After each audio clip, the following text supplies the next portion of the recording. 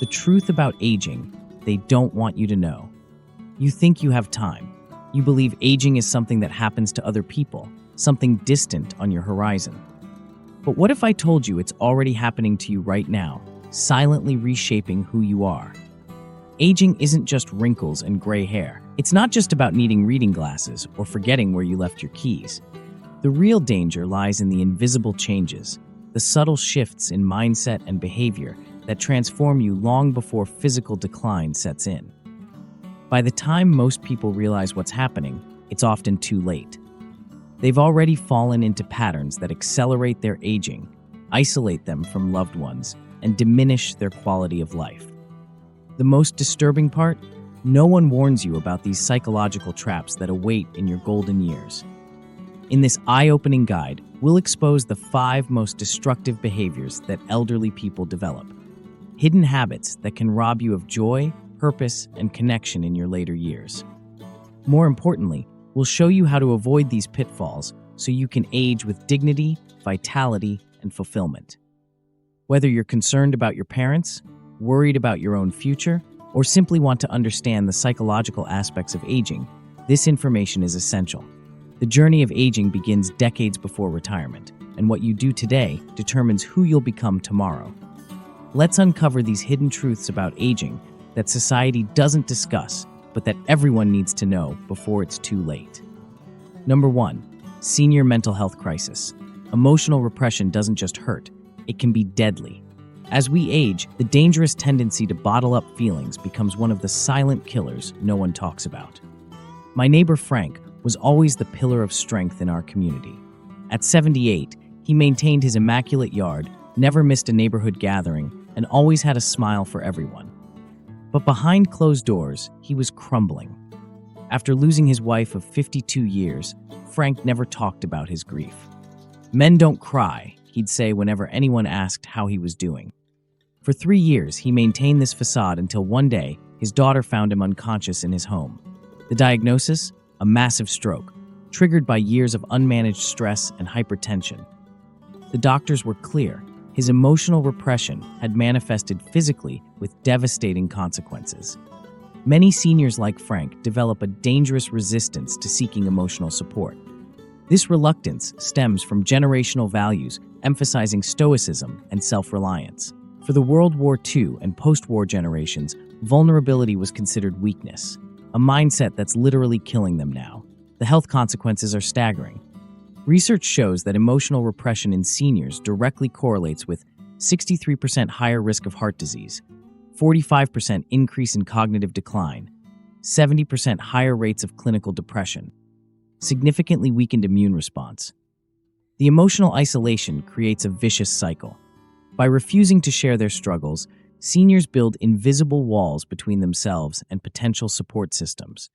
Family members often report feeling helpless, watching their loved ones suffer while being repeatedly shut out.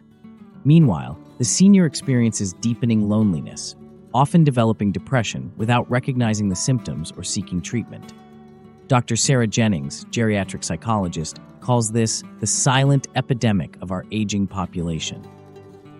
She explains, when people who were raised to never complain reach their 70s and 80s, they're facing unprecedented losses: spouses, friends, independence, health, yet they've never developed healthy emotional coping mechanisms. The toll this takes on both mental and physical health cannot be overstated. Breaking this pattern requires understanding that vulnerability actually demonstrates remarkable courage. Reaching out for emotional support, whether through therapy, support groups, religious communities, or trusted relationships, shows wisdom and self-awareness, not weakness. The strongest people are those who recognize when they need help and have the courage to ask for it. Frank's story eventually took a positive turn. After rehabilitation, he reluctantly joined a stroke survivors group. It was there, his daughter explains, that Dad finally started talking, first about his physical challenges, then gradually about Mom, about his fears of being a burden, about feeling useless after retirement. The transformation was remarkable. His blood pressure stabilized, his mood improved, and for the first time in years, he started making plans for the future. The lesson is clear. Emotional expression isn't just about feeling better. It's about staying alive longer and maintaining quality of life. If you're caring for an aging parent or are entering your senior years, recognize that emotional health requires the same attention as physical health. In the end, asking for help isn't surrender. It's one of the bravest acts of self-care possible. Number 2, stopping learning. One of the most dangerous things people do as they grow older is stop learning. It happens gradually. They settle into routines, become comfortable with what they already know, and assume that because they've lived for decades, they've learned all they need to. But the world doesn't stand still. It changes. New technology, new ideas, new cultural shifts. Everything is constantly evolving. When people stop learning, they don't just stagnate, they become disconnected from reality. They become relics of a past world, struggling to understand why things aren't the way they used to be. This refusal to adapt is more than just inconvenient. It's dangerous. It leads to isolation. It makes it harder to relate to younger generations, harder to engage with new opportunities, harder to remain relevant in conversations and communities. It's not just about picking up the latest gadget or understanding social media. It's about maintaining the ability to think critically, to grow intellectually, to challenge one's own perspectives. The moment a person decides they have nothing left to learn is the moment they begin to mentally deteriorate. The mind, like the body, requires exercise. When it's not challenged, it weakens. People who continue to learn, whether through reading, engaging in discussions, or taking on new skills, maintain their sharpness and adaptability. They stay engaged with life rather than watching it pass them by. Aging is inevitable, but becoming mentally rigid is not. Those who embrace lifelong learning not only remain more relevant, but they also maintain a sense of purpose and curiosity. They continue to grow rather than decline, proving that intellectual decay is a choice, not an unavoidable consequence of aging. Number 3, constant complaining. As people age, they often develop the habit of complaining about their circumstances, and this tendency can be one of the most isolating and destructive behaviors. It starts small, with occasional grumbling about the aches and pains of getting older, or a comment on how things were better in the past. Over time, however, these complaints can become pervasive, and the person may begin to fixate on everything that's wrong in their life or in the world. This shift in attitude can create a mindset where the individual views life through a lens of frustration and negativity, rather than gratitude and opportunity. When someone constantly complains, it not only harms their own mental health, but also alienates those around them. No one wants to be around someone who only focuses on what's wrong. People begin to avoid them because listening to negativity all the time is draining. And while the complainer may feel validated in their frustrations, they often don't realize how much they are pushing others away, or how much they're reinforcing their own feelings of helplessness. Complaining also prevents growth. It's easy to blame external circumstances, but doing so removes personal agency and the possibility of positive change. Instead of focusing on what's within their control, adapting, learning, or finding solutions, complainers become stuck in their own dissatisfaction, resigning themselves to the idea that things can't improve. Rather than dwelling on what isn't working, it's important for seniors, or anyone, to focus on what they can influence. Embracing a mindset of gratitude and solution-oriented thinking can open up new possibilities. This doesn't mean ignoring real challenges, but rather refusing to let complaints dictate one's outlook on life. Complaining only reinforces negativity, while focusing on improvement creates momentum and joy, no matter what stage of life you're in. Number 4, hoarding possessions. As people age, they often begin to accumulate possessions, holding on to items that have sentimental value or that they believe might still be useful one day.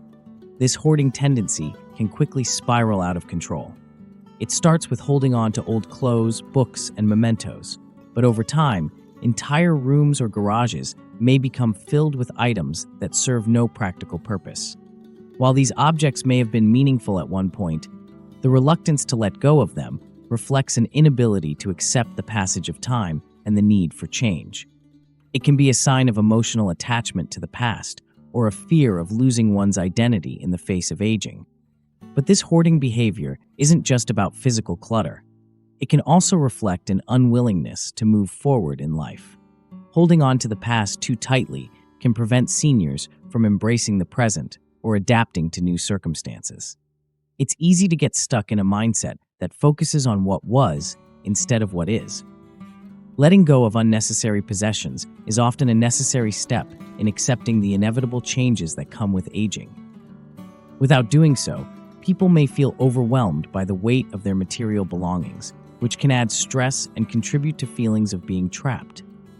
Moreover, a home filled with unused items can create a sense of chaos and discomfort, making it harder to enjoy life's simple pleasures. It can become mentally and physically exhausting to navigate through a cluttered environment, leading to frustration and anxiety. By gradually decluttering and focusing on the essentials, seniors can create a more peaceful, manageable space, allowing them to focus on what truly matters and to remain open to new experiences rather than clinging to the past. 5. Becoming overly critical. As individuals age, they can become more critical, especially of younger generations or newer ideas. This behavior often stems from a place of frustration or a feeling of losing relevance in a rapidly changing world. Older individuals might look at the advancements in technology, culture, or social values and feel that things were better in the past. They might dismiss new trends or ideas as nonsense or passing fads, failing to recognize the value and potential in those things. This mindset, while sometimes rooted in a desire to hold on to the familiar, can lead to a toxic cycle of unnecessary criticism. When someone becomes overly critical, it damages their relationships with others. The younger generations may feel judged or misunderstood, while peers might start to feel uncomfortable because of the constant negativity. Instead of contributing positively to discussions, they become the ones who always find fault or point out what's wrong. This not only isolates them, but also prevents them from engaging in the very things that could help them grow, such as learning from others or adapting to new perspectives. Being critical all the time also stifles personal growth. It's easy to point fingers, to say, "This isn't how it used to be," but in doing so, they ignore the opportunity for self-reflection. Growth comes from embracing the new, understanding different viewpoints, and being open to change. A person who is constantly criticizing will miss the chance to evolve, as they have already decided that what's different is automatically wrong. Instead of focusing on what's wrong with the world or the people around them, seniors, like anyone, should strive to be open-minded. They should aim to be curious, to ask questions, and to engage with new ideas rather than shutting them down. This attitude not only fosters growth, but helps to build stronger connections with others, regardless of age. Take action before it's too late. The 5 behaviors we've explored: emotional repression, refusing to learn, constant complaining, hoarding possessions, and becoming overly critical, aren't inevitable consequences of aging. They're traps that many fall into, but with awareness and intention, you can chart a different course. Aging well isn't about fighting the inevitable physical changes, but rather cultivating the right mindset. It's about making conscious choices today that will shape who you become tomorrow. Remember that how you age is largely within your control. Ask yourself, which of these behaviors am I already seeing in myself or my loved ones? What small steps can I take today to prevent these patterns from taking root? The time to act is now, not when you're already struggling with these issues. Developing emotional intelligence, committing to lifelong learning, practicing gratitude, letting go of the unnecessary, and approaching differences with curiosity are habits best built early and maintained consistently. Share this information with those you care about. Have open conversations about aging with your parents, your siblings, your friends, and your children. Breaking the silence around these topics is the first step toward creating a culture where aging is approached with wisdom rather than fear.